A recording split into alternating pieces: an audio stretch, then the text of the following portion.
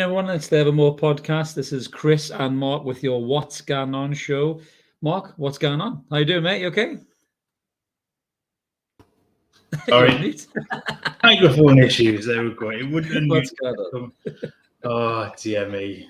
It's becoming a running theme this every week, isn't it? Where I struggle with technology.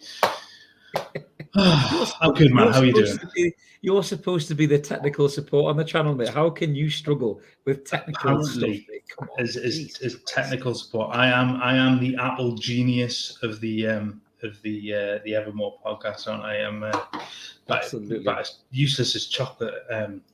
Chocolate fire god at this point. Jesus, man. Certainly the Photoshop expert. Whenever PK has an evil, wicked thought, he likes you to Photoshop somebody's face onto, mate, in the chat room, which is always very good. But yes, it's Monday night. It's 10 o'clock. We're back with the What's Going On show. Just a little bit of a roundup as to kind of what's been going on with the club. A little bit different to the Evermore podcast on Wednesday nights, which we'll be back with the lads at 7 this week.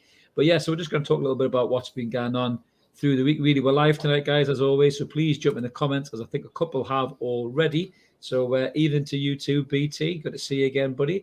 We've got Geordie Tune for Life straight in there. Good evening, lads. Lots to talk about. Yes, we're going to get stuck into old Emile Krafth in a minute. And we've also got Mark in the comments. Yes, evening to you, buddy. I hope you are well as well. So, let's just get stuck in, Mark. Before we do, a little tiny bit of housekeeping.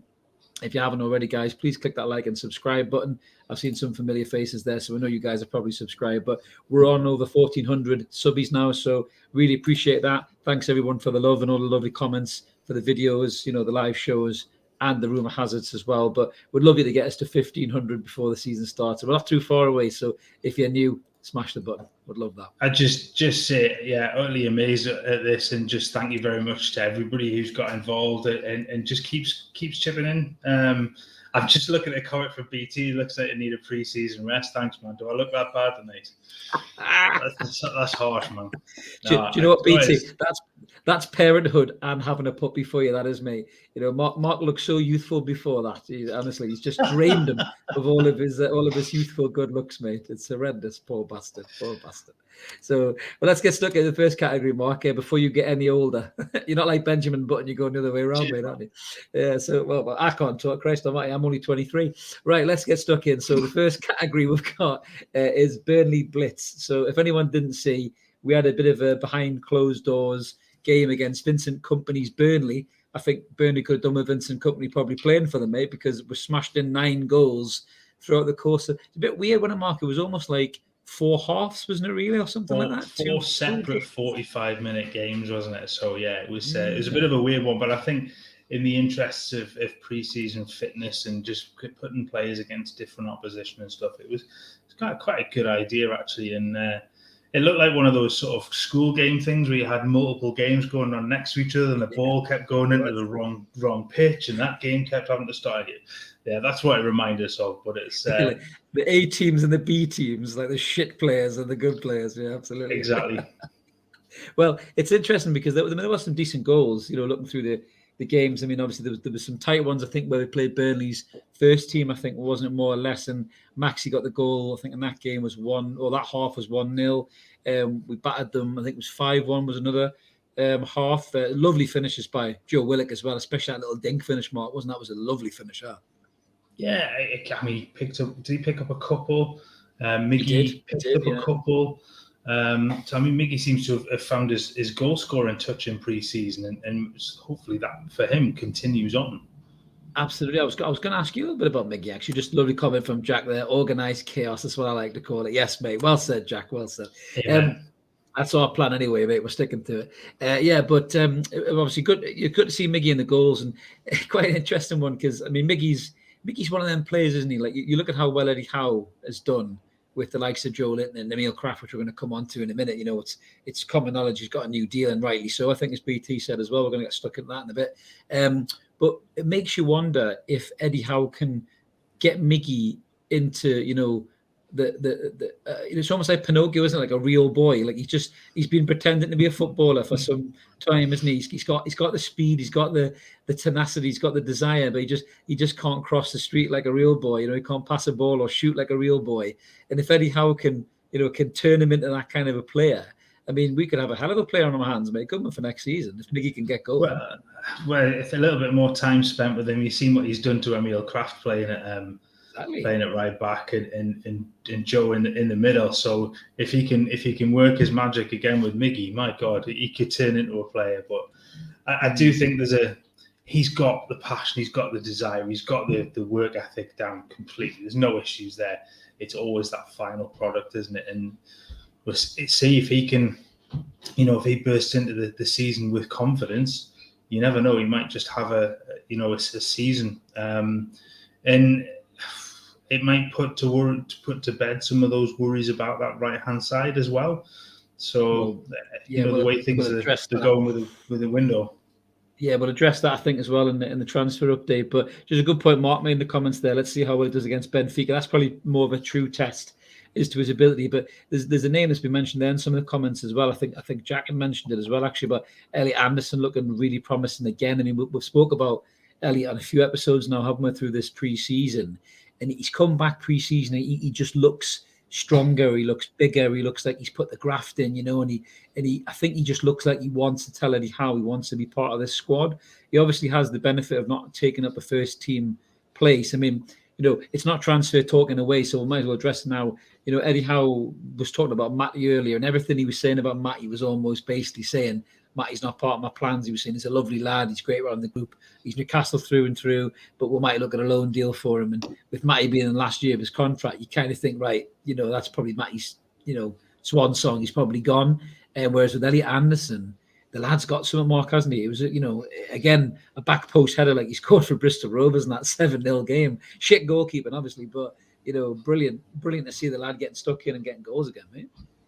Yeah, I'm not sure who that keeper was, actually. I didn't watch it back to see who it was, but what on earth are you doing getting beaten like, oh my God. Boris Johnson, wasn't it? It was Boris Johnson. Just give him a heart. They give him a heart because he's cringed at that. But no, do you know what it is? He's looked really, really promising during pre-season, hasn't he, Anderson? And I think you want him around the squad now, because I think you're right, he doesn't take up a squad space because of his age.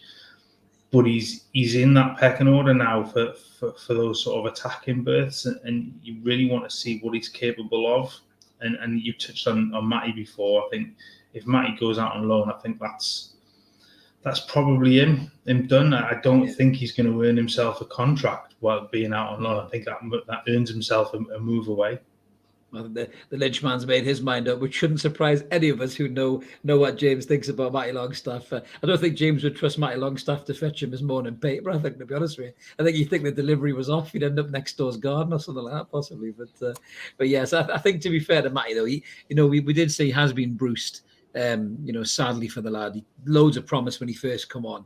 But then obviously, he's just gone off the rails a little bit, I think. And, we wish him well because he's a local lad. He's a nice kid as well. We're from the kind of community where the lads are from, and they're good lads, aren't they, Mark? They do a lot for the charities and the foundations and that, and they seem like really grounded lads. And you want Matty to succeed as well as Sean, but I get the feeling that Matty's time is coming to an end. But with Anderson, it's very, very different. I think the kid's got something in there. I think Mark had said that in the comments there, hadn't he, as well, that he hopes Anderson stays. He doesn't want him to be loaned out, but I think that massively depends on the transfer activity, like we were talking about, Mark, which we'll get stuck into in a minute. But it was a good solid workout for the lads. But I think Benfica on Tuesday is going to be a much bigger test, Mark, isn't it? More established European side, and well, you'd hope so, wouldn't you? I mean, if Benfica play anything like Burnley did, then there's something seriously wrong in Portugal, man. They would do if Sam Allardyce was in charge. They'd be exactly like Burnley was. But thankfully for Benfica, he's not in charge. Even to you, Fat Sam, if you're listening. Stu's in the comments. Good to see you again, Stu. Anderson looks more of a goal threat than any of our wingers. That's a great shout, to be fair. I don't disagree with that one bit at all. We've got Chegs in the comments. I think Eddie Howe is starting to think 2 wingers in the midfielder. If 2 wingers come in, ASM can move right. I've heard this before, Mark, on a couple of other podcasts as well. Miggy can use on midfielder beside you guys, Bruno Willock against Joe Linton. See, we're going to talk about this on Wednesday, aren't we? I'm not keen on Joe Linton going back to being a forward. We'll touch a little bit on it now, but I know on Wednesday we're going to get right into it. But we might even back it up with some stats as well if you can get that stat computer firing, Mark, if you don't have technical difficulties. no pressure. But yeah, I'm not keen on Joe Linton going back up front, mate. I think Joe Linton's a midfielder now, and I don't like this talk about him going back up front. Just briefly, mate, what's your take on that? I think only as an emergency. That would be my key. I think we've seen what he can do in spells where headphones are falling out. God, it's all going wrong tonight. It's all going Jesus wrong. Christ. In spells when he's been asked to play up there since the change, he's done all right. He's done a job. He played well against Brentford when he was further forward. He played well against Norwich when he was further forward. So he can do a job up there. I'm not necessarily one that would trust him to play 90 minutes week in, week out in that position, but he can do a job if called upon, and that would be it. That would be it. It's only as an emergency then. Yeah, no, I do agree with that. I mean, it's a good point Cenk's making there that Joe Linton can do 10 times better than Chris Wood, mate. But I mean, to be honest with you, mate, my hamster could do a better job than Chris Wood. I think if it got in the box, it probably would get on more under crosses. I think honestly, it's only fucking. It's not even half a foot. So yeah, I'm not entirely sure that's a fair comparison, but I just think for what Joe Linton brings in the midfield, that energy that he's got, and his kind of box to box, and he's just way closes people down. I don't think we've got another player to cover for that in midfield, especially against the bigger teams where we don't have a lot of the ball, and Joe Linton can go hunting it down. I just think if you were to put him up front in a game against, a bigger top four side or something, I just think we'd lose him so much in the midfield. I think we'd be weaker for that, mate. But we'll have to wait and see, as you rightly say, Mark. It's one of those, isn't it? I think if it's an emergency break glass kind of a thing, isn't it, really, as opposed to anything else? We don't really want to see Joe Linton back up front if we possibly can, you know what I mean? So, but yeah, so it's a good workout. But Benfica's a bigger test, I think, on the Tuesday. Then obviously we're going to be coming back for a couple of home games, which we'll get stuck into on Wednesday. In the lead up to that, have a little look at the preview. I'm going to one of them with some of the Evermore boys. On the Friday, I'm going to Atlanta with some of the lads, and then I think some of the lads are there on Saturday as well. So it should be a good one, Mark. I think they're sold out as well, aren't they? So, and the season will nearly be here, So I think that'll be a true test as to where this club is. I think that's it. We're only a week. What is it? It's only a week away now. So it's a week this weekend. Well, 2 weeks away technically.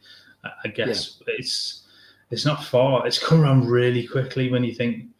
We started to look at transfer stuff and that in May, and it's rattled around so quickly. So there's limited now time for those players to really, really claim a place in that starting lineup for the Forest game. And there's a few that now have really shown that they really want a place, and they want a place in that squad. And I think it's just we'll see. Be interesting to see, because I think one of the papers as well talking about Atlanta coming in, Zapata coming to play on Tyneside. Is that a preview of what might come? Absolutely. No, but we'll have to wait and see what happens there as well. But just before we move on to the next category, I must say, if you haven't seen it already, have a look at Bruno's dribble against Burnley in that game when he picks the ball up, he just goes past the players, and then it gets into the box, and he just completely mugs off the Burnley player by knocking the ball alongside him and then shoots to the keeper. It's honestly brilliant. Somebody tweeted it and said, he is not a defensive midfielder. Jesus Christ. Something like that, I think, when they tweeted it. But if you haven't looked at it already, just have a look at Bruno on Twitter. It's just unbelievable. I'm so excited about having a full season with this lad. I can't wait to see what he does next season. But we'll come back to transfer talk in a little bit, guys. But there's another bit of chat that's been going on. So moving on to the next category, we've had another new appointment, Mark, behind the scenes. So it might be struggling for players in terms of key positions, but key positions behind the scenes, they're obviously smashing at the ownership. So we've recruited John. Is it John Devine or John Devine? Devine. Or would you say Devine? So John Devine. I was going to say, but so he's obviously come from. He's a sports lawyer, hasn't he?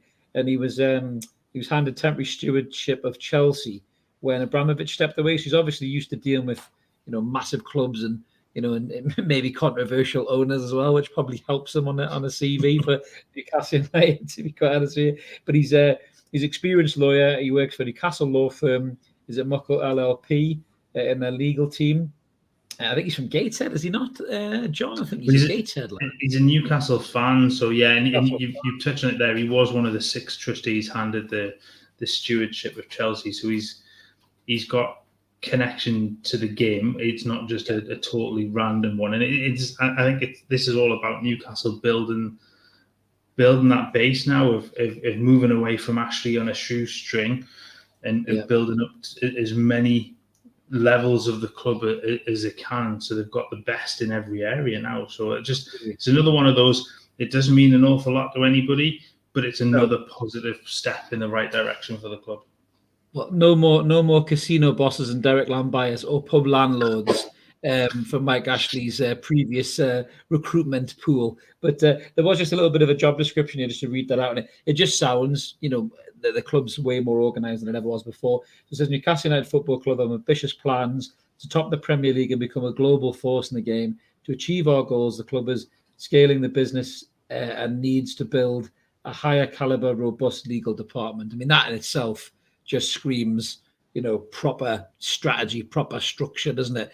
Like we say, that was the joke, was that Lambias was an old casino boss, and Ashley owed him a few quid or whatever, and he just gave him a job or something like that. And I don't know where Lee Charney came from. I don't know whether he gave him a pasty in a Greg's, down in Bexley Heath or something. He just gave him a job as well. So he just seemed to, give these wankers jobs that they just weren't qualified at all, just because they were mates of mates.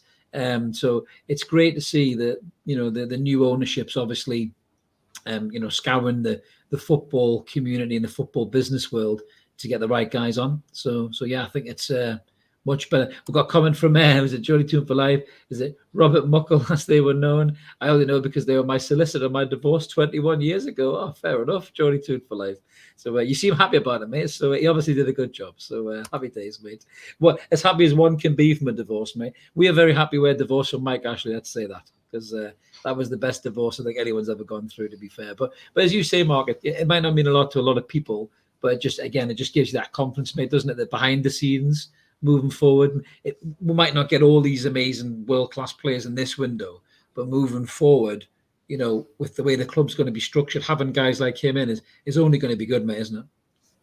That's it. It's at this early stage is about building the club up to be have that huge structure, that huge club structure, and getting those sort of players in, especially when those players, they're getting those staff in, especially when they've got links to the game and links to others. I think exactly as that comment says, you've got somebody with a wealth of experience coming in that understands what they're coming into, and it's not just somebody fresh off the street that's maybe been brought into something like that before. So it is like I say, it's another positive step in the right direction for the club, and it's just showing what they're doing.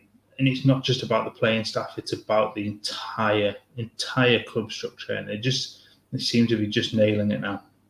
Absolutely. And just a gentle reminder of, again, how better it is from the old ownership.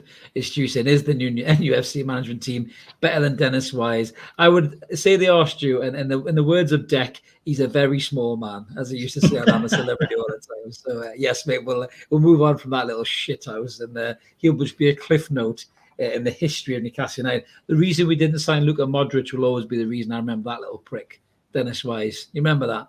He told Kevin Keegan he wasn't good enough or something. That was the story. Scouting genius. Oh, wasn't he also the one that ended up? Was it the lad from South America or the Spanish? Yes.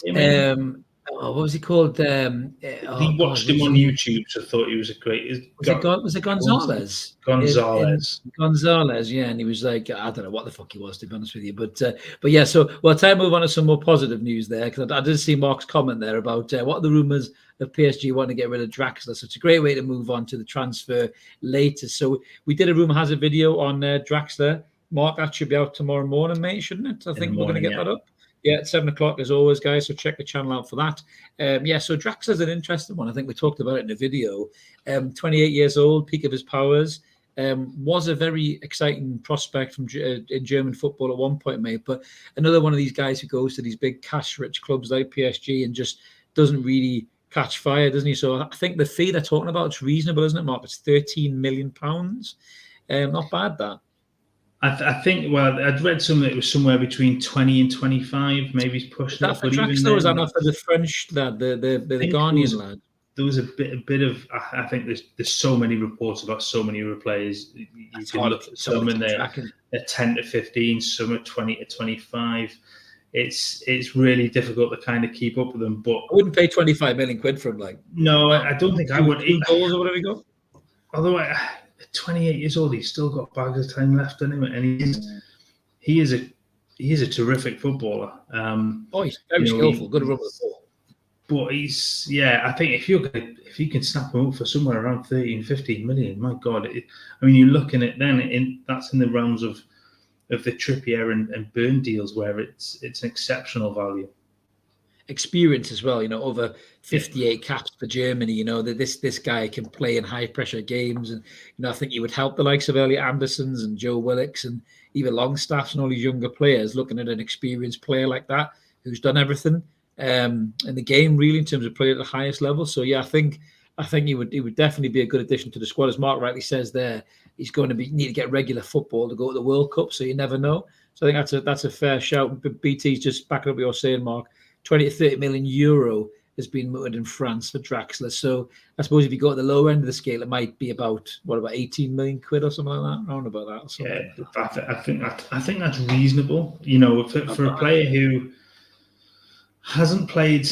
Was it 18 games? I think he played. I'm not sure what his minutes were last season, but he only got 2 goals. I think he's sort of fallen out of PSG's starting. I think they want to move him on. Yeah, as the reports have said. Like I say, if you can pick him up for someone around that is very, very good value for German international. That's I would snap your hands off for that. Well, it's an interesting one, isn't it? Because I think the player that I think everybody wants is Paqueta, really, isn't it? And obviously the talk about Paqueta was that I believe he was for sale. They dropped the fee to about 34 million quid. I think it was for Paqueta, and then their sporting manager or whatever he's called, ex-Liverpool player Bruno Chiru, was basically saying that they're going to sell him and they're going to cash in on him. Really, the president's already agreed to do that. I'm just trying to find the article here. So Leon make Paqueta transfer admission, and what he said was that they're prepared to sell their asset for 34 million quid. Yeah, and they said we are prepared for every eventuality. We need to reduce the squad size, is what they're told the press conference. And in terms of departures, we will analyse offers on a case-to-case basis. But what was interesting with that, Mark, was that Edu from Arsenal said they weren't interested with it, or they hadn't expressed an interest. So it really looks like Newcastle are in the driving seat for Paqueta, mate, doesn't it? I think they're certainly at the moment the number one in that spot for the player. I think Arsenal probably going to play it a little bit coy on, and they're not going to go all out and say yes for interest, because that then could produce a bit of a war where the price gets pushed up. If they come in, if Newcastle decide that the price is too high, then Arsenal come in and potentially pick him up when the club are a little bit more desperate to cash in on him. But yeah, I think he's the fans' favourite, isn't he, for coming in? I don't know. We touched on this before. I'm not sure a lot of that is to do with the Bruno link, but he is. I think he's a very, very good player. I want to come back to a point about Draxler. I think Mark made. What about his injuries? You've got a good point. He has missed an awful lot of time over the last 3 seasons with injuries. So that is a concern.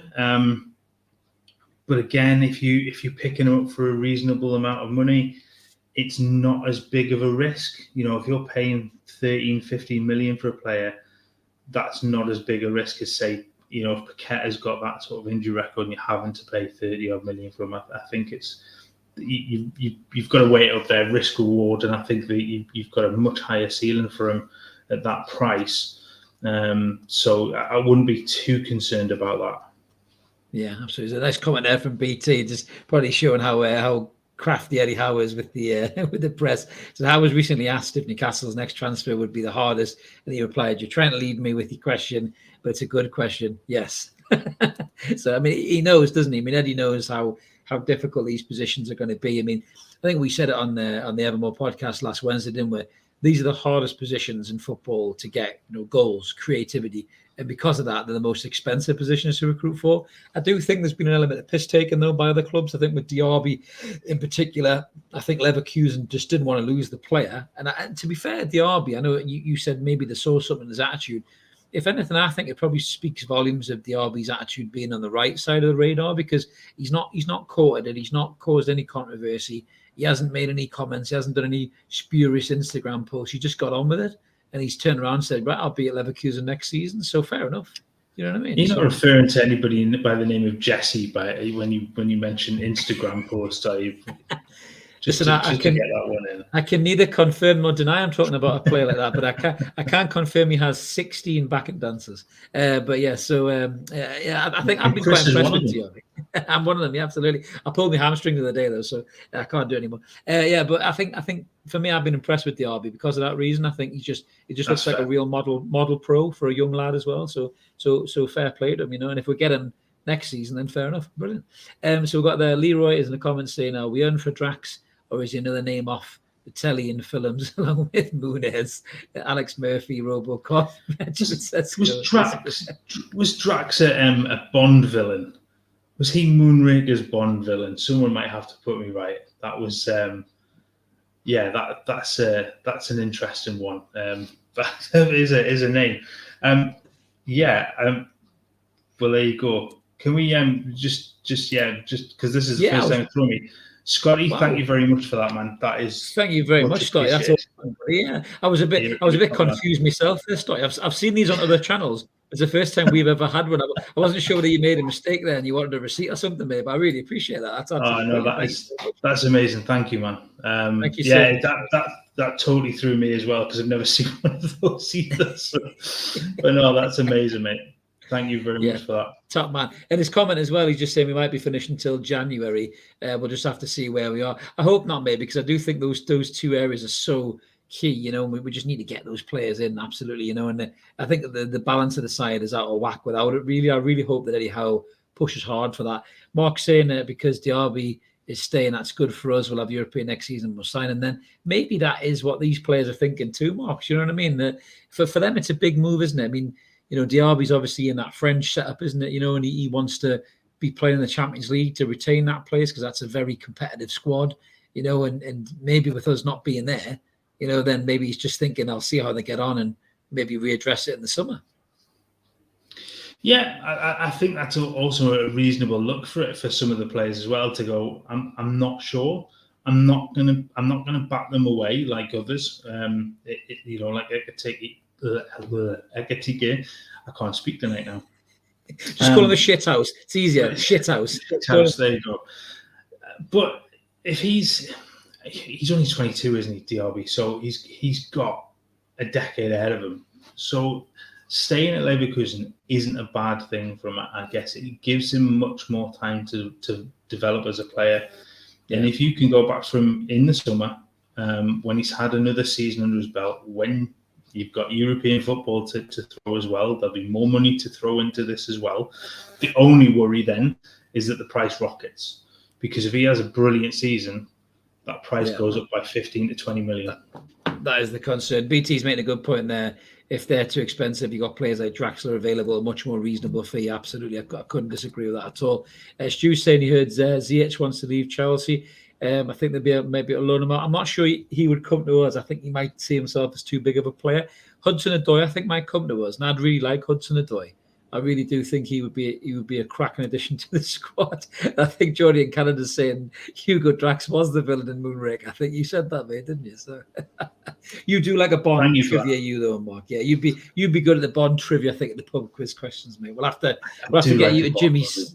We'll have to get you to Jimmy C's pub quiz in their seat in Delaval, mate, and that'll be your game for the old Bond trivia. But yeah, I think you know, transfers wise, for me, these have got to be the two positions that I think 100% the focus is on now. I think Craig Hope wrote something about Eddie Howe is driving with the kids in the car and he's having transfer talks and the kids are screaming in the back seat or something like that, which made me laugh because that reminds me of my business calls as well. But I think that you know, Eddie Howe's no mug. We know that he's meticulous. He knows what he needs in that squad. I think we covered this already, Mark, didn't we? With Wilson coming back, the way he came back, he made the whole decision change about getting a number 9 and getting a proper starting striker in. So the next one after that was a striker who can cover for him. And Belotti's started to come out a bit more in terms of a name that we've all been screaming for the viewers have all been screaming for in our comments. Belotti to Newcastle, mate. I mean, apparently it's Newcastle, Everton, and he's been offered to because West Ham have gone in another direction. I mean, Belotti's got to be something we're looking at, mate, isn't he? Yeah, I think James has touched in the comments there. It should have been in Viscamacca and Mara. I agree. I think the Mara has he gone to Southampton. Yeah. Which is an interesting one. Belotti is a free transfer as well. I mean, let's not forget that is. Yes, the wages will be probably a little bit higher in that regard, but you save a fortune in transfer fee. He's not going to command 300,000, so you're not blowing the doors off that way. But he's got to be in consideration. Yeah, I'd agree with that, mate. Absolutely. I just think he's a proven goal scorer, at a really peak age as well. I just think it would be a great addition to the squad. Those kind of players don't come along very often. So I just think Newcastle have really got to try to jump on top of that. Really, do you know what I mean? I just think it's a no-brainer, really. So we've got another comment coming there from Leroy. Why is it we've been linked with more left side of wingers than right? I'm not too sure, Leroy. We have been linked to another player. We did a rumour has a video on him when we're talking about Raid and Leicester, which is Harvey Barnes, who's right-footed and a great right-sided player as well. But apparently Leicester want 50 million for him, Mark, and we're not willing to go there. That's a bit excessive, isn't it, for Harvey Barnes? He's a good player, but 50 million quid? Is that realistic, mate, for a player like that? Again, it's what they value him at, isn't it? True. It's what they look to see what they can replace with afterwards, and I guess with their financial issues as well, they want to try and get as much money as possible, and that was what he was touted at when Manchester United was sniffing around as well. So they've not dropped the value at all. No. It's an interesting one. I mean, like I say, that these two positions are the key positions now. I mean, there's other talks as well. I thought this was dead and buried. I know the Lynchman, if he's in the comments, will love this because he did the video for us on this, which is still on the channel, guys. Check it out. So Brozier, that we thought was dead and buried, we thought he was going to West Ham. That seems to have stopped now because they've gone obviously down the Scamacca route as well. Brozier and Newcastle, by the looks of it at the minute, we are the only club really who's making a firm offer to bring Brozier in, and we're talking about a loan deal, which will turn to a permanent deal at the end of the season. That, to me, I think is a brilliant bit of business if the club can get that done. What would you say to that, Mark? Yeah, I've said this before. I think that is almost an ideal scenario for you if you can get him on loan with a buyout clause at the end of it. It possibly helps keep the price down later on. It gives you a year to see what he's all about. That might be a sticking point, if he only wants a permanent move and Chelsea aren't interested in that. Yeah. That proved difficult. I think Lynchman's put in the thing that Tuchel wants to keep him as well. Yeah, it's like I say, I think he's an ideal signing. He comes in, he's not gonna command a starting space. He's young, so he's gonna learn. He can play that backup role to Wilson well. He can fill in from if needed, but he's proved he can in the Premier League as well. He looks like the ideal sort of signing for this window if you're not going to find that new number 9, I guess, that will take over from Wilson. It's such a shame we haven't got anybody coming through with any real promise. And again, it just opens up that whole tin of worms. Oh shit, our academy's been for years. That the bloody region that had players like Beardsley and Shearer and fucking the Charlton brothers and all that. We can't get a decent centre forward to come through the youth academy. It's just unbelievable, man. It really, really is. The comment there from Johnny Poole. Good to see you, Johnny, mate. New name. Please subscribe, buddy, if you haven't already. England International doesn't come cheap. I would almost take him for 50 million. It could be worth more if he performs. I totally agree with that, mate. It's a good shout. I think he's a great player, but I just think 50 million is a bit rich for a kid, of his particular status. But maybe it's just the going rate. I'd take Brozier on loan all day as well, mate. Absolutely. I think it's just key areas. I mean, but we've said this before.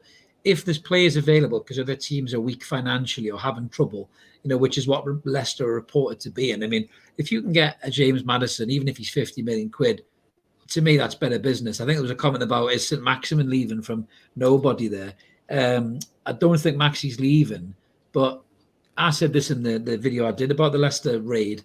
If we could get Maddison, I'd sell Maxi tomorrow. I think Maddison's twice the player. If you had him on the left-hand side, I'd let Max. I'd drive Maxi to London if that was the case. I think Maddison's way more consistent. But obviously, it's the right-hand side we're more looking at. So for me, Hudson-Odoi, if you can get him on loan with a view to a permanent or something, or even get him on a permanent, or if you can get somewhere in the region of even 30 to 40 million for Harvey Barnes, I think that's a great bit of business too, mate. Would you agree with that, Mark? Yeah, the one thing you've got to remember is bringing in Callum Hudson-Odoi. If you're going to do that on loan, that's your only can't get loan. Brozier. You can't get Brozier on loan. That would then That's have true. to be a permanent true. deal. So it's probably going to be one or the other in that regard. But yeah, I mean, Callum Hudson-Odoi would be a great pickup as well. I just think that the need for a striker, especially with Gale moved on, is much more. It's a much bigger need than a right-sided player at the moment.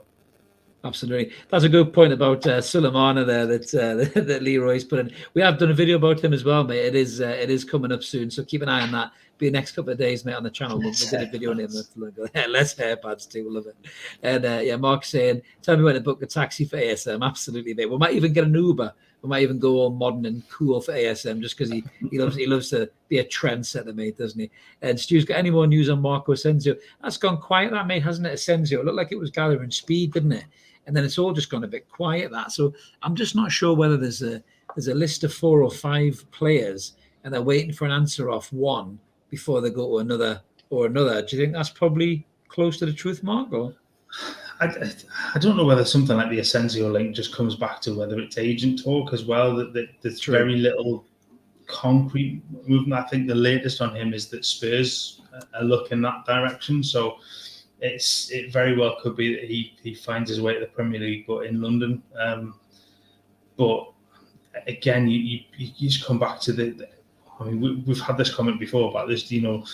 There's rumours every day. Yes, there are. I think that's just the nature of it. And so all of these players that are on the fringes of those bigger clubs are all going to be linked because they're all going to want to move away to guarantee themselves football. And I think we say it quite often in our chat. It's something that Di always says in our chat group for the Evermore channel, that a lot of these agents are just using Newcastle's name as a way to get the players better contracts or get other clubs interested, because the whole footballing world is aware Newcastle United is cash rich. So the minute they hear the name mentioned, it does spring other people into action. So I think there is a lot of that going on as well, to be fair. So you've got to try and separate the fact from fiction. So BT said he understands, lesser in trouble FFP. That's what we said in the video, mate, as well. Yeah, that's why I haven't bought anybody. Don't think Rodgers will be too keen on that either. If there's a problem there, he might be looking to move on. And Jimmy's saying that Chiesa would be better on our right side. I'm not sure whether is he up for grabs, Chiesa, mate, or is he available? I wouldn't have thought so. I think he was Juventus he plays for, isn't it? To leave Juventus now, especially when see that. I think he's had some injury issues, hasn't he? Yes. But he's a brilliant talent, and I'm not sure. I think he's changed games in the Euros as well. So I'd be surprised if they would have let him go. Then obviously Mark's saying there the Paqueta deal has definitely got mileage. I think that could be the one that happens now. I think Diaby, I think it was possibly either Diaby or Paqueta. And I think they threw all the chips in with Diaby. And obviously with that one's not worked out. I think the Paqueta deal, for me, if we're going to sign another big player, I think Paqueta's the one. I think he'll be the big player that comes in. And if the fee's 35 million, I think that's a great bit of business for a player of that quality. I mean, I think somebody made a comment about this, didn't they, Mark, a couple of weeks ago, where the issue you have is when you have so many South Americans and you end up with the Copa Americas and stuff like that. But I think they're playing the closed seasons anyway, aren't they? So there's no big issue there. But it's the travel to and from friendly and qualification games that they've got 10, 12,000 round flights to contend with and stuff, and it does take it out. So there is an issue with that. I guess you don't want too many of them. But sometimes it's going to... I mean, I think somebody put a comment on one of the videos today about looking at the South America, Central American market because of the price of European players. And that might be the way just to pick up a couple of the key positions now, even as squad fellas, to go down that route. If they've got... Especially for some of the ones that have got dual nationalities as well. So you can maybe pick up one or two of those to come in, and they'll be a lot cheaper. And some of them with buyout clauses as well, especially in South America where they've got, these clauses to go to European clubs. So that might be an avenue to explore a bit more.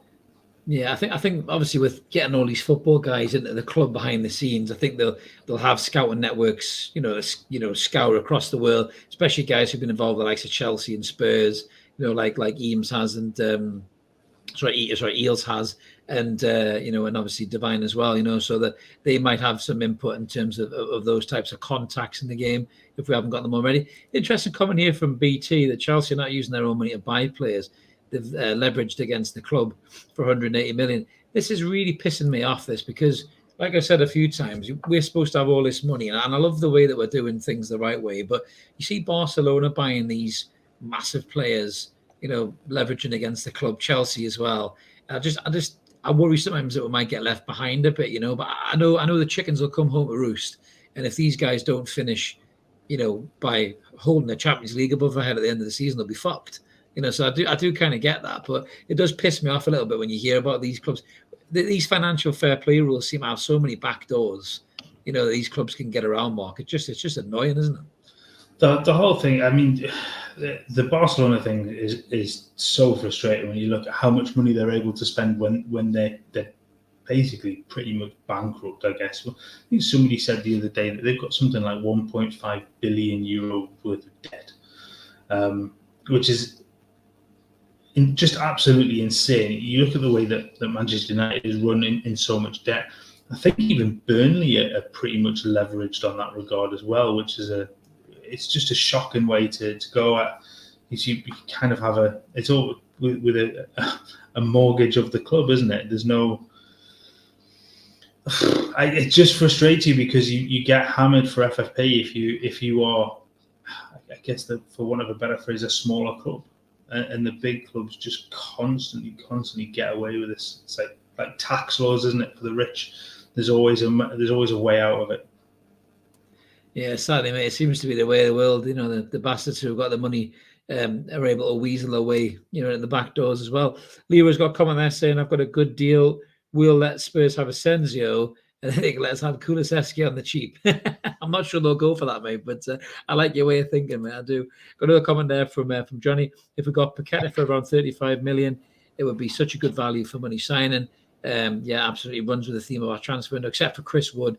He's our only panic buy so far. Totally agree with that. Another comment there from Kenk is Paqueta, Bruno, Joe Litton or Willock would be fantastic in dream midfield. I think Willock's been brilliant pre-season, Mark, and I really hope he kicks on and finds that goal touch again, which would be brilliant. And Mark saying, I thought Barca was majority owned by the fans. I think it is, but I think it's the people who actually have the keys to the castle, so to speak. They're the ones that are leveraging all the money. And they're the ones that are playing fast and loose. It's where they vote in their presidents, isn't it? And it's done as it's like a prime minister, isn't it? Yeah. But it's the fact that they're able to do their own TV rights, that they've got all of that. It's all done separately for them. But they have just absolutely gambled on high stakes, and when you've got players that are on 600,000-700,000 euros a week, and they're not able to shift those players on. I mean, look at how much money was Griezmann on, and obviously Messi was on. Was he on €1 million a week? €1 million a week, I think it was. Something like that, ridiculous. Yeah. I know he's brilliant. Yeah. Let's not get away from the fact that he's the best footballer on the planet, but €1 million a week for one player is just insane. And when you've got some of the bit part players, and we touched on some of those when we were back in our previous guys, and we looked at some of those wages, didn't we? And 200,000-300,000 on squad players. Yeah, that's just insanity. It is. It's like having a B&M bargains and paying a guy like 96 grand to stack the shelves or something like that. It's just fucking nuts, isn't it? It just makes no sense at all. Most businesses would fold. So these guys who are running football clubs, they play such fast and loose, with people's communities. Really, it's quite scary at times, mate. But I think moving on, as you mentioned, the best player in the world, I thought it was a perfect segue into the new deal for Emile Krafth, mate, or Krafth as he's now been done. So crafty deal is my little play on words. I do like that. So the news broke obviously earlier on, so we kind of slipped this into the show tonight. So Emile Krafth has signed a new deal. This is what Emile had to say. He signed until 2024. He says he's very, very happy to extend my contract here. Me and my family love to live here and continue with the journey we started with the club. I'm really looking forward to the future at the club. And Eddie Howe also said about Emile Krafth is that I'm very pleased Emile has extended his stay with us. He made an excellent contribution to the team last season, and he continues to add valuable strength to us. Now, do you know what? Emile Krafth, very similar to Joe Linton, has been on this transitional journey, hasn't he? He's went from being just a really shit footballer that many people didn't actually think was a footballer. They just thought this guy's like won a competition or something in Sweden, be a Premier League footballer for a season. He was that shit. And again, Eddie Howe got him. He worked with him on the training ground. And, you know, he's proven a lot of fans wrong, myself included, even you at times, Mark, who's normally willing to give everyone the benefit of the doubt. We all wrote the guy off. And do you know what? He's absolutely deserved that contract, mate, hasn't he? Well played. Well done, Emile Krafth.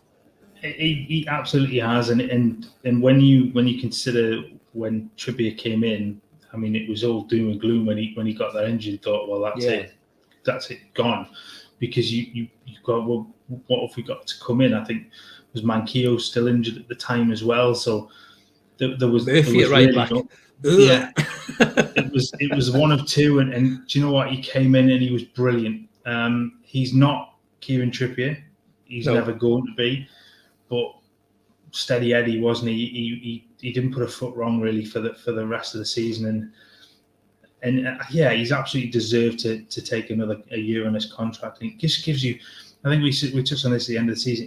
It gives you that, it takes away one of the headaches, which was who would back up Trippier, because you wondered whether you needed to go and fill in, at that right back spot with somebody to come in and back him up. You don't need that because you've got one there. He can fill in at centre back if absolutely necessary. You hope not, because he looked you don't really want out of depth at that point. But he can do a job there if you're desperate. It's well deserved for me. Absolutely, no, I think he's been absolutely brilliant. And I said it's great to see these players improving under Eddie Howe, and that's when you start to look at the younger players like Matty Longstaff. You think it's a real shame he hasn't had enough time with Eddie Howe, to try and improve his game. If Eddie Howe had come and got him after he broke on the scene, who knows what would have happened with him. But it's great to see the likes of Krafth, Joe Linton doing what they're doing, and massively deserves that new deal. Stu saying there, who's got more chance of being the 25-man squad, Lewis or Manquillo? I think we'll sell Manquillo. I love Manquillo because I just think he's a steady player. He never lets you down. He's always like a 6 out of 10. He never does anything fancy, but he just always puts in the work. And I think every squad could do with a Javier Manquillo, in my opinion. I just think he's a real hard-working player. He seems like a really good lad. He's in the team. He's out of the team. He never kicks up stink. But there's rumours that he was going to go back to a La Liga side. And I could see Manquillo doing that and, playing for someone like Betis or kind of Valencia or Espanyol or something like that, and doing a really good job. So I think Lewis has got a better chance of making the squad than Manquillo. Do you agree with that, Mark? Yeah, I think you've also got to look at the squad sort of depth as well in certain positions. I just think Lewis gives you that other option at left back, doesn't he? And if Matty Target does pick up an injury, that you haven't got as much cover there. So it would be the more sensible one to probably move on. As good as he's been and as dependable as he can be, I think he's probably the most likely to move on. Absolutely. Just I got to put this comment for Mark there. So Forest paying over 200k for Lingard. Reportedly, I think it's about 180 grand a week. I think the full package is, Mark. But what I hear is he's getting 100, and then his backing dancers are getting the other 80. That's how he's going to split it. So every time he scores, they're going to just do like a Michael Jackson Thriller kind of choreographed number every time he scores. So hopefully we will get to see that at St James's Park, mate. So just touch on that though. It's a 1-year deal, isn't it? So it's not tying them in. And the backing dancers or Jesse Lingard, are they free? Are they free to tour with like Little Mix or something next year? Is that what it is? Sorry, mate. Well, if you look at it, 180 to 200,000 a week, it's 9.5 to 10.5 million. for a season for an England international, that's not bad business. Yes, it massively breaks their wage sort of structure. On the face of it, it's still a horrendous fee. Gamble. But if it works for them, it keeps them up. It's only 10 million spent on a player for the season, with the view that he'd then either move on to another club, or you can then sign him on more favourable terms at the end of next season. So it's not. Mark's not buying it. Mark's not buying it. The comments, mercenary. I think he's going to get games. I think there's a key for him as well, especially now. He's going to play every game, isn't he? He's not going to be rested. He's not. There's no danger of him being dropped for anybody, like he would possibly be at West Ham if he went there. So it makes almost sense for him to have gone somewhere like Forest to just guarantee himself games in a World Cup year. He can work his way back into the England squad, perhaps. But for Forest, it's not a massive outlay over a season when you consider what some clubs have done when they've come up to the Premier League and they've thrown 20, 30, 40 million across various players. Million on one player is not a huge amount. Although I guess that you haven't then got the sell-on value. You haven't got the ability to recoup any of that money at the end of the season. I think the biggest thing that infuriates people with Jesse Lingard is separate the fact that he's a really talented footballer, because he is. I think it's the fact he just comes across as such a wank. Even like his unveiling video at Nottingham Forest, he just come across as an absolute mega wank.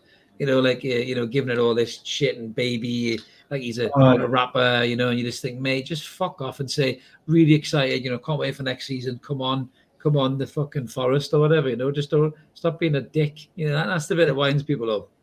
It was the one that got me was that it was the two shirts thing, and which one do you prefer, Lingard or Jay Lings?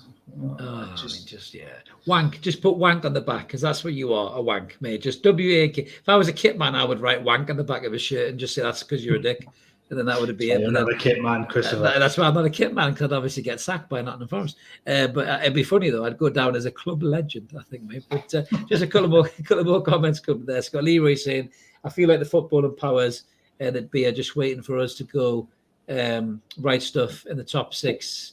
And Everton are taking the mick now, so are we. Why will they punish everyone else? Yeah, it does feel a little bit like that, I think, mate, is that, we seem to have the microscope on us, and everyone else seems to be able to get away with it. But, Everton have been caught out, Mark, haven't they? And Everton are getting watched, I think, by the powers that be. So, that's why there's rumours of, selling Anthony Gordon. That's why there's well, I don't think he'll get sold now because he's the new number 10. But I think Dominic Calvert-Lewin, which is another name that doesn't seem to go away, I think he could still be sold, mate. I really do believe he could still be sold to somebody. And if we're still in for him. Well, that's it. In some quarters, he is still seen as the main striking target for a permanent deal. Now, he's going to cost an awful lot of money. Yeah. But he's a very, very good player. And I know some don't like him. I think the Lynchman's not a big fan of him, if I remember rightly. But they've still got those financial issues. They've made money on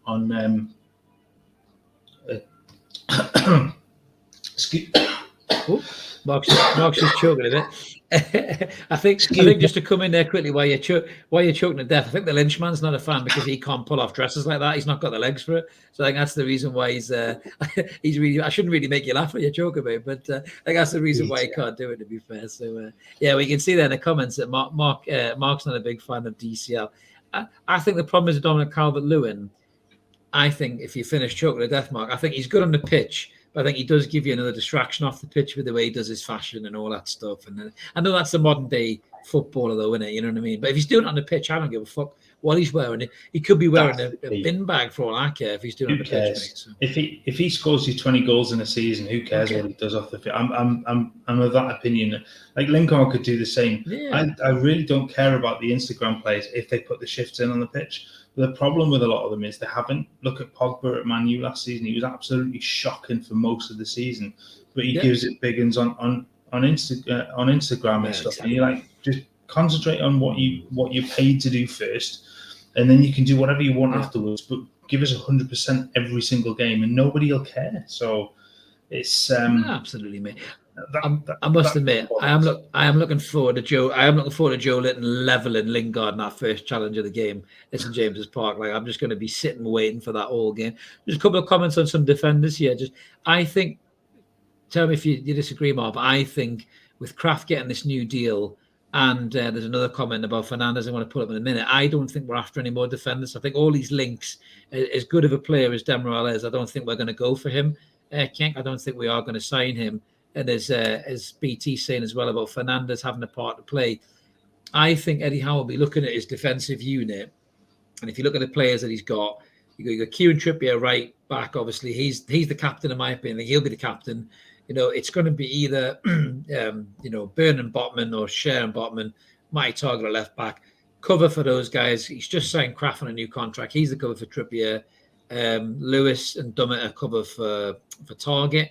Then obviously in the centre back pairing, you've got 3 centre backs going into 2 there in Botman, Byrne, and Shaw. And then outside of them, if Fernandes can get some kind of fitness in his legs to be a squad player, I think Eddie Howe might keep him. Well, you've got Lascelles to throw into that mix as well. So and you've Lascelles, got 5 centre backs there. Dummett can play centre back, Krafth can, but you don't. I genuinely can't see them going for another defender at this point. Unless somebody otherworldly was to become available, you don't make that move. You focus now on the players further up the pitch, because that's where the holes in the squad really are. Yeah, I totally agree with that, mate. Yeah, I think he's actually come out and said that, hasn't he? Anyhow, he said that they want the right players, and I think I did save a quote there, didn't I? That we were looking at earlier on, actually, to talk about it, which was, where was I? I did send it to you. So all these weird and wonderful things I keep sending to you before we come on live. We'll find it. Where are we? Here we go. Right. So here we go. I've got it. So Eddie Howe was saying, this is what he was quoted saying: we are now going into an area where we're still looking. We want to improve the squad. We are really pleased with what we've done, but we know we've got to do more. But it has to got to be the right one in the right position. So it's not simple. When you look at how our squad, I think you said, when you look at how our squad is built, it's not a simple puzzle to solve. We are trying to do that as much as we can. We're working very, very hard. If I'm not here talking to you or taking training, then I'm working on recruitment. So I think it's clear to me, clear to everybody, mate. I think we are still looking for key players to improve the squad. And I think he knows, he does, Mark, doesn't he? He knows, just to finish on the transfer segment here, he knows the key areas he has to strengthen, mate, doesn't he? Yeah, I mean, of course. I mean, I think that the whole they know exactly what they need. They know exactly what they want to bring in. Whether or not they can is a different question. But they know they're not stupid, are they? They know exactly what they're doing. So it is.